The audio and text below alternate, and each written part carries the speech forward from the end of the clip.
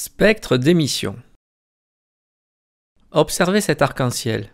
Il résulte de la dispersion de la lumière du Soleil par des gouttes d'eau en suspension. Au laboratoire, des systèmes dispersifs comme le prisme ou le réseau, intercalés sur le trajet de la lumière émise par une source lumineuse, ici de la lumière blanche, permettent son analyse.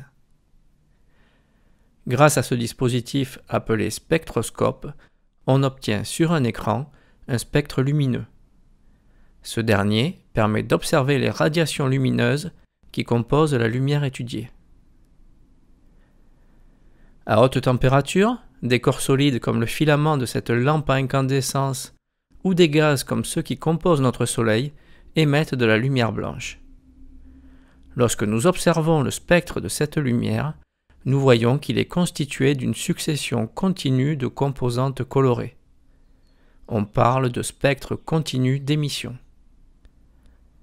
Chaque composante colorée correspond à une radiation monochromatique repérée par une grandeur appelée longueur d'onde, notée lambda et exprimée ici en nanomètres.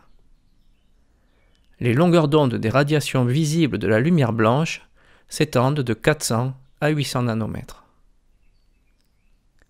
D'autres radiations ne sont cependant pas visibles à notre œil, comme par exemple les radiations ultraviolettes ou les radiations infrarouges. En observant différents corps chauds émettant de la lumière, flammes d'une gazinière électrique, étoiles dans le ciel ou du métal en fusion par exemple, la lumière émise peut avoir un aspect plutôt bleuté ou orangé. L'analyse de la lumière blanche montre que plus la température de surface du corps est élevée, plus l'intensité des radiations de faible longueur d'onde est importante. Le spectre d'émission d'un corps chaud est plus lumineux et s'enrichit vers le violet quand la température de surface de ce corps augmente. Il existe un autre type de spectre d'émission, le spectre de Rayet. En excitant électriquement du mercure par exemple, on obtient l'émission d'une lumière non blanche. Le spectre obtenu est composé d'un nombre limité de raies colorées sur fond noir, d'où son nom de spectre de Rayet d'émission. Les longueurs d'onde des raies d'émission sont caractéristiques de l'entité chimique émettant la lumière. Retenons donc qu'en décomposant la lumière blanche par un prisme ou un réseau, on obtient un spectre d'émission continu composé de radiations monochromatiques de longueur d'onde lambda exprimée généralement en nanomètres. Plus la température de surface du corps émettant la lumière sera élevée, plus le spectre sera lumineux et riche en radiation violette. Enfin, l'analyse de la lumière émise par un gaz excité donnera un spectre de Rayet d'émission caractéristique de l'entité chimique étudiée. Réalisons un petit test de 3 questions. Mettez en pause lorsque le symbole suivant s'affiche pour prendre le temps de répondre. Choisir là où les bonnes réponses. Pour analyser la lumière blanche, on peut utiliser un spectroscope dont l'élément dispersif sera un prisme, une lentille, un réseau.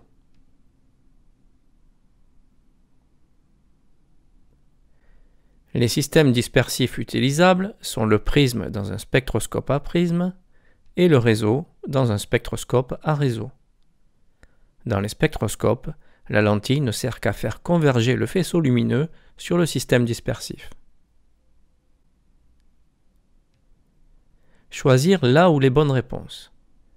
Lorsque la température de surface d'un corps chaud augmente, son spectre d'émission devient un spectre de Rayet d'émission, s'enrichit en radiation de couleur rouge, s'enrichit en radiation de couleur bleue.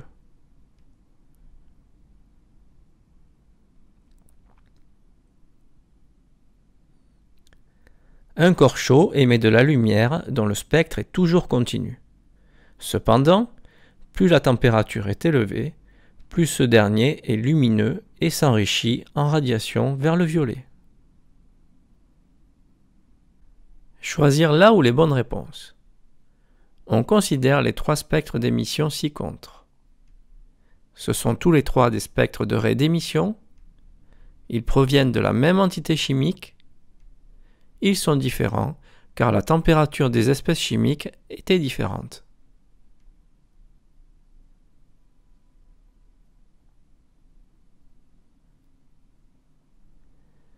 Ces trois spectres discontinus sont composés de radiations lumineuses sur fond noir.